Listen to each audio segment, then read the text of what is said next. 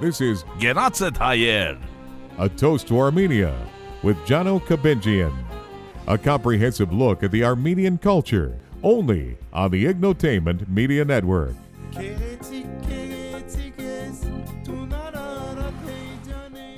Genatzet Hayer, Pai Luisin Spesek. Hey, Chris. How we doing? Great to have you on, my man. It's good to be here again, as usual. Hey, last couple weeks, man, numbers are looking outstanding. Yeah, we had a lot of love on the video. Oh, a lot of love. Yeah. Yeah. You know, I always look big in these damn videos, too, don't I? This Armenian guy looks like he's been eating a lot of Yershik and Bastarma, but you know what? It is what it is. The camera adds pounds. Yes, it does. It's all the camera's fault on that one. But, yeah, everything's going great over here, guys. We appreciate all the emails we're getting with all the pictures of the landscapes.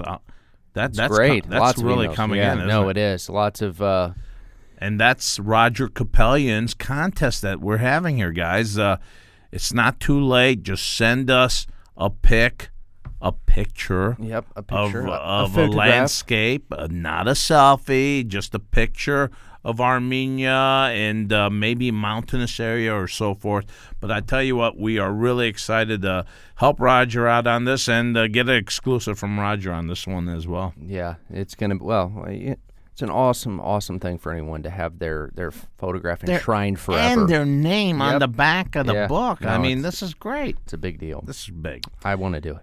Well, you can't do it. But what we can do right now is I got an interview coming up with this guy, Richi Ourichian. Ourichian. And Richi just goes from packs his stuff up, and we're going to get to him in a second here. And I'd like for him to tell us on that part. But Richi just travels Armenia, man. And I seen his video on YouTube. It's called Janapar Trail. And Janapar Trail was just about all the stuff that he encounters as he's going through Artsakh. Yeah. And it's beautiful. Hey, Richi, great to have you on, my man. Genatsi, and greetings from Armenia. Oh, good to have you on, Richi. Good to have you on. Tell us a little bit about it, my man. I mean, you're from United States or Canada? I'm from Montreal, Canada, originally. Montreal, beautiful. Yeah. So what took you, what made you say, hey, you know what, let's go to Armenia or let's go to Artsakh and do this beautiful video that you shot? Actually, I was here back in September 2014. I was here with my cousin Giselle, and the last time I was in Armenia was 1999 for the first Pan-Armenian Games ever. And back then, the city had like no pulse, and it was pretty cold. Let me tell you, there was only a handful of restaurants. And at the Republic Square, there must have been like maybe 10 cars every minute that used to pass by. So when I landed here in September of last year, I saw such a tremendous change. I couldn't believe my eyes. Like in 15 years, the city had changed so much. Yeah, no question. I said to myself, I need to come back here quick. I need to be part of this change. We're diasporan Armenians, and I can't let this happen. I have to be part of this change. So I decided right after New Year's that I would come here for a couple of months and do my share of things, which I'm on my way. And then the Artsakh trip came along. I researched online, like saying, what am I going to do here for a few months? I can't just sit and meet people at cafes all day long for a couple of months. So I did some research, and I came up with this trail called the Janapar Trail, which they also have a Facebook page. And I started researching it because it's a 7-day hike. It's 115 kilometers, and it takes you from cure to cure, like from village to village. And the way it's done is like at every end of day, you get to a certain village. And then you have the option. Basically, either you can pitch your tent and like sleep anywhere on the land, or there's like homestays, which the villagers know, a few villagers know. Now, some of them accept you, some of them don't. But most of the people were fantastic on our way. So let's back this up, Richi. When was the last time that you were in Armenia? September of 2014. No, 14. Before then, were you there like me? I went there in like 2003, and then I went back in 2010. or 8, I think it was. And I got to tell you, the difference is always, everything is so much getting better, the roads and so forth. When I was there in 2003, you might have, if you were driving, you might have fell in a pond that was like a pothole. It was really bad, Chris. I'm not kidding. Yeah, with I've you. heard this. Yeah. So when was the last time before then as well? It was 1999. 99. Wow. Oh, you really seen some bad roads and bad situations in Armenia. I'll tell you that. I mean, on the way to Khorvirab, where Kriko Rusavoric was there, like the church there where it's facing Mount Ararat, I'm telling you, there was potholes. There was no lines on the road. There's no left and right. It was just like the drive was not good enough. Like it would take you at least an hour to get there. Where today it takes you like less than 30 minutes to get there. No kidding. And the airport is so much different now too, man. It was kind of like. It was dark, it was gloomy, but now you go there, it's first class operation in Armenia, at the airport. It's unbelievable. It's completely changed. It's very modern. Bravo, man, I love it. Yeah, I love it. Yeah, I agree. What really? I know that he said, what am I going to do? Kicking back on these these cafes for 3 weeks or so forth. What really fascinated you to say, hey, let's pack up and go to Artsakh with this? I mean, was there any fear at all as a Westerner? Like, I know a lot of Armenians from America would say, wow, aren't they going into like some sort of a war zone or anything like that? Did anything pop up like that in your head, or? Not really, not for me, but my family was concerned. A lot of friends were concerned around that I was going to Janapar, and it's close to the front lines.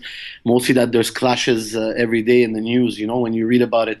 But I was inspired. Like I really wanted to know what Janapar was. When I went in 1999, I was young. I didn't really taste it. There was a lot of ruins. There was no roads. There was only one hotel that was there back then, and we weren't very accepted, like Western Armenians in Janapar. The war had just finished. People weren't aware of like what was going on exactly. And they weren't in the mood either, they just wanted to get on with their lives and so forth. Yeah, go ahead. Exactly. So I really wanted to know what Janapar was all about, and let me tell you, when in the first part of the video, while we're in the car and we're getting there, and when I announced that, we just entered Janapar, but we were like 30 minutes out to Stepanakert, I didn't really understand like why this place is so important to us. Like all I could see was like rocky mountains and rock. I didn't see no natural resources or anything like that. Right. And then once you start getting to Stepanakert, like it starts getting greener and greener. And then you get to Stepanakert, and it's a city. It's like a city like Yerevan or any other city around. It's developing, of course. There's cars, there's retail stores, there's supermarkets, so forth and so on. But the real feeling wasn't there. The real feeling started as of the second day, once you start meeting the real people and the stories that you hear. Man, I have stories on tape of like the villagers with the war times in the early 90s, late 80s. That's amazing. Yeah, and the way the hospitality that they have, like the way they invite you into their home. These people, they owe you nothing, and they're giving you everything. Like they're trusting you with their house, with their kids, their grandkids, their cattle, you name it. And they're just like, you're totally right. He's totally right, Chris. Yeah, that's really interesting. When I was in Armenia, we went to the northern part of Armenia, and there's so much. It's a village and it's mountains and so forth. Yeah. And these people are so sociable. They love you. I'm not kidding with you. It's not like America where someone may have an agenda having you over or something like that. These guys are just like, hey, that's great though. Let's bust open a bottle of vodka and that's rare in the world anymore. Get some kebabs going. Yeah. It's so. Richie's giving me some information that bringing back some fond memories, my man. Yeah. So, okay. So when you're driving along, was this in your mind that you're going to do this hike, or was there some other game plan that you had in mind for that? No, I actually, when I was in Montreal, I was actually researching it.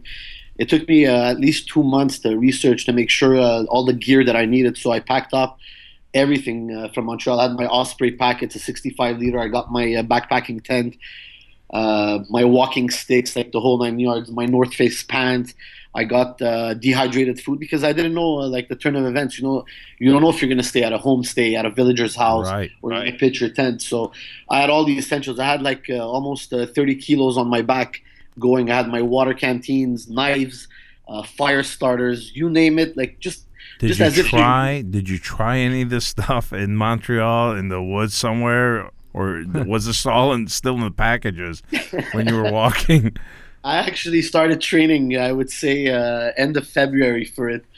But you know what? Those mountains, man, I don't know. You could train as much as you want. Oh, I but know. they're kind of- I was watching you. I mean, you're saying, man, this is brutally hot.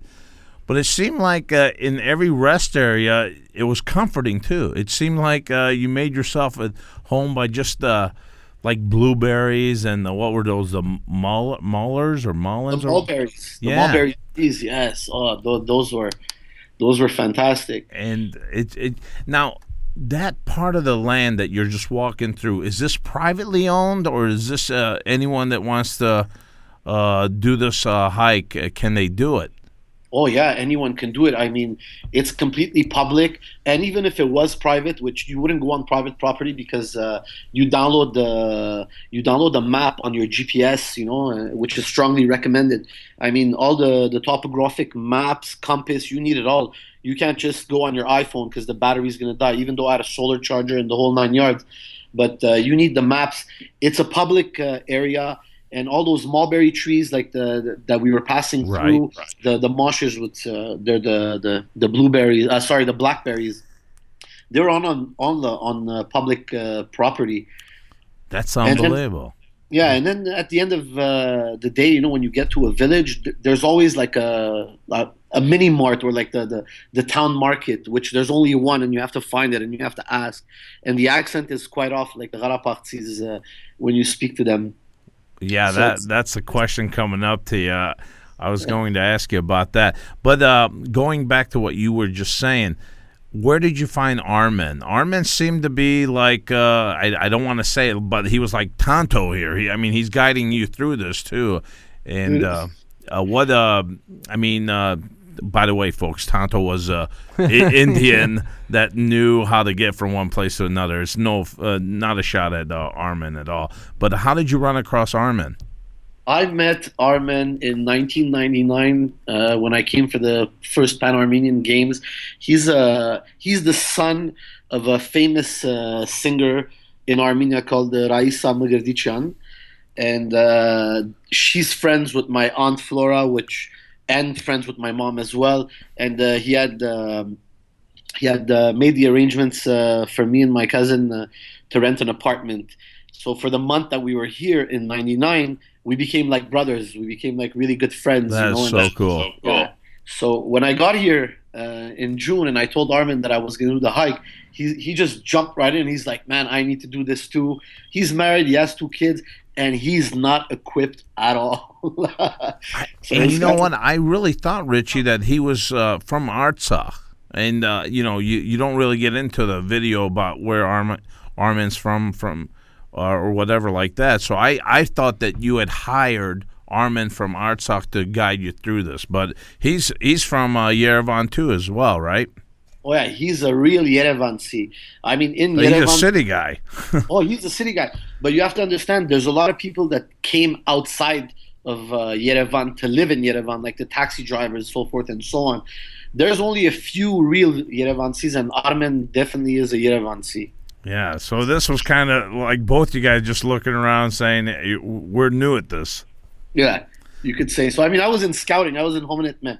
I've done a few hikes, but nothing like this. Nothing on a 7-day trip and over 100 kilometers, So, I loved it. I loved it on that one point in the video. It was early on where you guys set up a camp by the stream. Yes. And it just seemed like how cool just to set up a tent by a stream like that and enjoy the night, and hopefully, and you brought it up a couple of times, Armen catches a fish. Yeah, the first night he caught a small fish, but we threw it back. It was way too small. We couldn't have cooked that, No. Poor little fish. So, but like he didn't give up, but we didn't catch fish at the end of the day, you know. Well, you were definitely. I tell you what. And then you guys were huffing and puffing, especially you going up these mountains. I bet there were times when you just couldn't wait to go down the valley instead of going up these mountains. Guys, I'm going to tell you a confession. When we got to Hadrut, which is the first village, and we were starting, the first 500 meters were the toughest first 500 meters in my life. Let me tell you, I can't even wanted to imagine. give up. Yeah, we can't even imagine that. I was going to give up. Like I was breathing through my nose. I started seeing flashes. I was like, no, I've trained so long for this. I'm not going to give up. And Armin just sat there and he light a smoke up. I'm like, I'm looking at this guy lighting a smoke. I don't smoke and I'm going up this mountain and I can't even breathe. I need water. No, but you know another thing too though about you, Richie. I was watching this very closely. You didn't look like it was hot, but it wasn't like humidity hot because you weren't sweating that much. No, we were sweating a lot. Actually, it just doesn't show in the video. Ah. We were losing at least, I would say, a good 2 to 3 liters of water a day, and we were drinking up to 5 liters a day. And it was really hot. And Chris, who the hell am I to say they're not sweating? Yeah, I think that they're the ones who know. Yeah. Hey, Richard, you weren't sweating at all. Just keep going. It looked really easy. Yeah. Well, you know what though, the mountains, the waterfalls that they were coming across. I tell you what, Chris, this was some beautiful stuff. It really was. How old were some of these bridges? There was this one bridge that you guys were crossing that was stone bridge, and it had like possibly a what would you say 60-degree on the. It couldn't have been any support underneath. There was no support underneath. Yeah. You're talking about the little river, yes, where I took a where I took a little bath there, yes. I can't tell, but I would say, you know what? This is a long shot, but for sure it's at least 500 years old. It has to be. It has to be. And it's so intact. Oh yeah, it's super solid. I mean, the way they constructed back then, dude, like the structures that we were seeing on the way, they're unbelievable. There's nothing like the construction that we see today out west. Nothing like it, for sure. Yeah. Hey, and by the way, I had a little problem with you guys starting your fires at the camp because it seemed, Richie, like it was completely hay around your fire area. It seemed like there's going to be a wildfire here somewhere. That could be bad. Yeah, that could be very bad. And I go, now they just put like 6 rocks around this, but everywhere around it's like hay. It wasn't like dry. It wasn't like green grass or anything. It was like hay, and I'm like, wow, I can't believe this. They didn't catch the whole forest on fire or anything like that. No, we were super careful. It was dry hay actually. You're absolutely right. It was dangerous, but we were cautious. We were just worried about the tent. And this whole time, Richie, I'm thinking, well, he's got a guide named Armin that knows exactly. We found out that the Armin's from Yerevan, and they don't put anything on fire except their stove. So yes. So these guys, I don't know if they met the OSHA standards, but they got by, thank God. Oh yeah, we did, and it was great. It was a nice experience next to that fire. Let me tell you, we had bought some hot dogs from the local market, and we just burned them on sticks. The whole 9 yards, man. It was fantastic around that campfire, but it was safe. Every night we'd shut it off. We'd make sure that the water was on that fire and it was completely out before we even went to bed. Now the hot dogs they call yershik. Yeah. That's not our yershik that we're familiar with. But when they get like my in-laws when they came from Armenia, they said we're gonna make yershik in the morning, and I'm like, these are hot dogs, and well, they were used as yershiks. They call it yershik, and they ate it every morning. But the villagers, you said every time you stopped off, they were really warm to you then, right? Yes. Let me tell you a story. When we got to, it was 1, 2, 3. It was our third night. We were in Garmi Shuga, okay, and right above Garmi Shuga, Red Market. Red Market, exactly. That's what the town is called. And right above it, there's this national site. It's a national heritage site that's protected by the state. And there's a 2,000-year-old plantation tree there. And Wait, 2,000-year-old tree? Yes, absolutely. The trunk, let me tell you, the trunk must be at least, I would say, a good 20 meters around to go around it. I seen that. Wait a minute. He did have that on the video as well. Yes, I do have it somewhere there. And the groundskeeper that we met there, his name was Mr. Uric. I asked him, I said, do you think I can pitch my tent here? He's like, yeah, of course you can. I said, is there electricity here where I can charge my stuff? He's like, yeah, right up there. There's like a little mini cabin, We're going to close the grounds. You guys could stay here, blah, blah. And you can plug it in. He said, but why you guys want to stay here? I'm like, oh, because we're on the Janapar trail and tomorrow we're gonna go on, He's like, why don't you guys come over? And I'm looking at Armen, and Armen's like shaking his head. I'm like, yeah, we're doing this, Armen. We're absolutely going. So we hopped in his car and we went over to his house and we took our first shower there. And we met his wife and his daughter and his granddaughter. And this is the guy that makes the kebab on the video, right? Yes. Not only does he make his own kebab, he makes his own grape vodka. He makes his own white wine and red wine. Oh, wow. Basically, Chris, that's Armenian moonshine. No. Exactly. Yeah, exactly. It's Armenian moonshine. And vodka is very strong over there, too. Oh, it must have been at least at 70%. Oh boy. My gosh. Yeah. I've run across that is vodka. intense. How was okay, so he took you in and all that. Was the language tough, Richie? Come on. I mean, Artsakh language, to me, Armenian language from Armenia is tough for me, and I understand it and I respond to it. But the Artsakh language, I ran into some Artsakh people, and I had a real tough time with it. I bet that's where Armen came in full play on that one. Absolutely, absolutely. Because there's a lot of words, like the sentences, you can tell what he's talking about. However, like there's a few words, actually there's a lot of words you cannot catch. So I had to stop him all the time, and I'm like, Armen, what was that? What was that? And Armen would translate it for me most of the time. Even Armen, there was words that he wasn't catching as well. But you know what? You get through it. Like, there's an understanding there. There's a base of language. So and their hospitality, their warmth kind of makes up for anything that you don't understand. I mean, they're showing to you physically, hey, you know what? We love you guys coming through. So that's beautiful. Absolutely. Absolutely. I can't tell you enough about that. I mean, I have pictures of like the table at night when we were eating the full spread. The only thing that they didn't have out of their farm there was the khorovaj, which is the barbecue pork that we went into town, and he didn't even let me pay for it. He actually paid for himself. He paid for the khorovads, and we went back home. Obviously, I disagreed. Like, you're Western. And Rich, you just met him.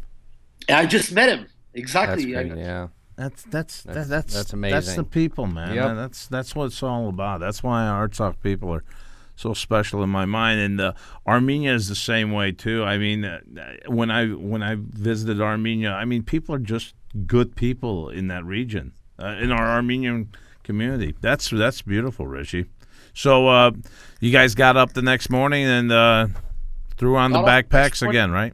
Yep. But I got to tell you, the next morning the wife made breakfast. But besides the breakfast, the best eggs I've ever had in my life was at Mr. Uric's house. It was fresh, organic. It was amazing. Let me tell you, delicious. I've never had eggs like this in my life. Now, what makes that special? All I do is buy organic eggs too. I don't know, man. Maybe it's the land, the way they feed them or the way they treat them. I don't know. It was just delicious. Like, you could feel the freshness of it. And it's like as if the wife just went into the farm, picked the eggs off the ground and brought them in and start cooking them up. You know what I mean? Okay, so now you're taking your rest breaks and so forth. I seen you pounding the beer. Which Armenian beer do you like there? Kilikia by far. Kilikia by far. Okay. By far. That's the way I went too. Yeah. Yeah. The guy knows what he likes. Yeah. You know what, man? Just watching the video, when he takes that rest and he's putting down this nice sip of this beer, you're like feeling that. You guys, when you guys, we'll put it on our site. We'll put this video on our site, and we want you guys to check out, because when you've walked that much and in the heat and so forth, and you open that bottle of beer, wow, that's beautiful stuff. That tastes great too. Oh, one of the best feelings of my life. It was like a sense of accomplishment. You know, like you just got through the day. You just hiked like 16 kilometers and you're done. Like you need those calories. You're thirsty. You're hungry, and that beer just fills you up, man, just perfectly. I couldn't tell you more about it. Yeah. Hey, on a serious question here, Richie. Just watching your video, you begin to respect and admire the strong convictions for all the Armenians living in Armenia and in Artsakh that fought to preserve this land. I mean, that had to go through your mind a lot as you're walking by thinking, man, I bet it was so rough trying to take this mountain, or just just had to go through your mind stuff like that. It did. And when that feeling came in, actually, when it really kicked in was when we got to Shushi. Shushi was one of the most, actually, it's probably the most strategical, geographical spot for the war, because it's the highest point in Artsakh. Well, it was our corridor, too, to Armenia. Exactly, and that's where the Azeris were shooting down on Stepanakert, right? And you couldn't shoot back up; it was almost impossible. And you seen how high they were shooting down it. I mean, that's a big advantage. Oh, huge advantage in war. I mean, the range, you could just look at it. When you spot it far away, you could see it like it's at an angle, so it's so much easier to be on top than to be on the bottom. Wow, it's beautiful that. You experienced that. I think every Armenian should experience that. I swear, Richie, I want to do this with Chris. I want to do this with Chris. I want to get our listeners. I'd like to get you involved in this, Richie. One of these days, one of these years, we ought to just grab everyone, as many people as we can, and follow your suit here, my man. Dude, if you guys are serious about it, I'm in. I would redo this in a heartbeat. Well, that's what I was about to ask you, like, so what's the game plan? Like, do you have other stuff in the works, or obviously it'd be awesome if we all had something that was going like that, and that's something that we'll work on in the upcoming months here. But what I really want to do on my bucket list would be to climb Mount Ararat, which I'm starting to think about it very slowly. Take it slowly there, Richie. We don't smoke. We seen you climbing the mountain, and we had to have Armand carry you the last acre or two. But no, seriously, I would love to do something like this. Get our listeners. You said this land's public too, so you could show. I mean, this could be some great event. If we get some listeners in on this, maybe we could do it sometime next year or something. Oh yeah. Absolutely, that'd be amazing. That would be very, very cool. Yeah, we could arrange it. We could organize it. But and you've got all the connection now. Yeah, I got the guys' phone numbers there, the taxis, whoever needs to drop us off, wherever we need to be dropped off. We know where to go. We're already set with the GPS and everything else. So. And we have Armin, that's a guide. Oh yeah, Armin. I'll be your guide. I was more of a guide than Armin. And this whole time, Richie, I swear to God, I was thinking, Armin, wow, he's really professional looking. He's not even. I mean, he's not even in the camera sometimes, and he's way back there. Didn't you want to maybe check up on what Armin's up to back there, because he wasn't even in the video on this one area that you said he's back there somewhere. Yeah, what happened? I would have wanted to check. Yeah, him out. no, hey. The first 3 days, Armin had taken the lead because my second wind didn't open up. But I mean, I do look like I'm struggling, but really, I only struggled for the first day and a half. After that, my second wind opened up, and I was charging, and I was going. I was laying low in the back because I wanted to make sure Armin had the lead, and he was fine because he wasn't well equipped. I mean, if you look in the camera, you could see he had like a stick. Not wearing proper shoes. He doesn't have a proper backpack. We had to stitch that backpack up because at 2 points, it ripped. So, I was making sure that he was all right and he was on point. That's what I was holding back. But after the third day, I needed to just force through it. So I told Armin, listen, I'm gonna make a run for it, but I'll wait for you at every 15, 20 minutes if I'm advanced. And you know what? He took his time and he made it. So it was perfect. That's beautiful, man. If folks out there that listen to our show, the video is called Janapar Trail. Yeah, it's easy to find on on search engines. And plus, or what YouTube we'll do, or whatever. Chris, let's put it on our site as well. On our Facebook page. On our it'll be on Facebook there. page. Yep. And let's get people to enjoy Richie's trip and just tag along with Richie on this trip. Yeah, absolutely. It's not that long, guys. It's maybe about 35, 40 minutes. And Richie really puts you in the moment of going through this, which I enjoyed very much. I had to have Richie on our show. Absolutely. And I tell you what, Richie, it's been fun, man. I'm glad you guys enjoyed it. I really do. It means a lot to me, to be honest with you. I'm glad people got to see it that I didn't know. Look, that's how we met. I met a lot of other people. I'm meeting actually one guy from Israel. His name is Yaron Weiss. He did the trip as well. He's been on our show. We interviewed him. We did, yeah. I'm gonna meet up with him actually in a couple of days. He's landing in Yerevan. Oh my God! You got to mention Jono's show and everything. He's friends with the show. I will. I definitely will. Wow, what a small. That's crazy That because is crazy. He did our show, maybe our third or fourth show when we first started. Within the and first he's month. a great guy too. I think you'll really like him. So he's very sincere about Armenia and Artsakh and so forth. So, in any case, Richie, glad to have you on, my man. And anything that pops up in the future, you just let us know, and we'd love to promote anything you got.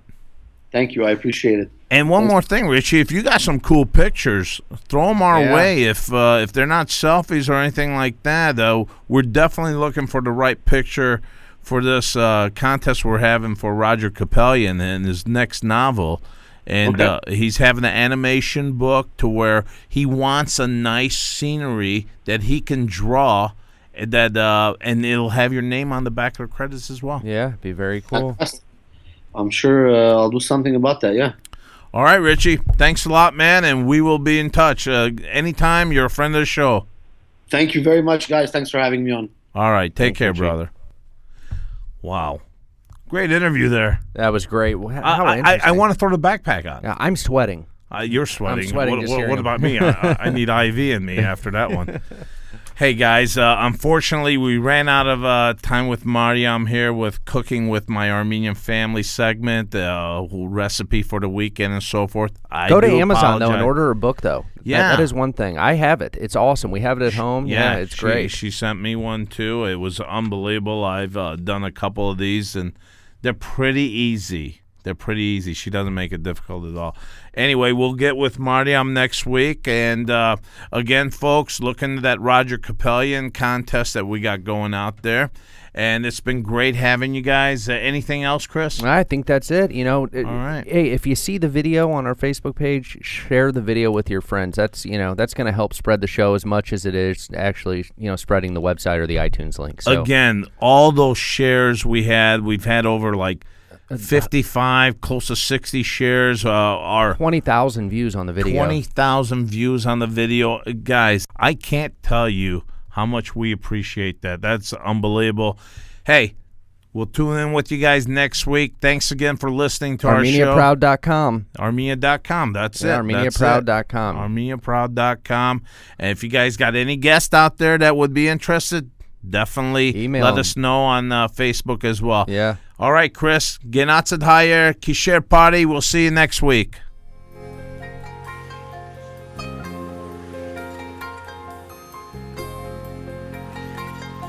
Tune in next week for another episode of Genatzad Hayer, A Toast to Armenia with Jano Kabenjian. You can find the show online at www.armeniaproud.com or download and subscribe on iTunes or Stitcher for Android.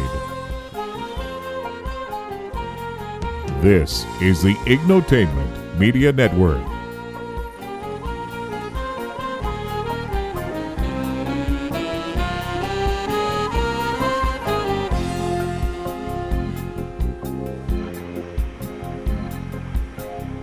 Katie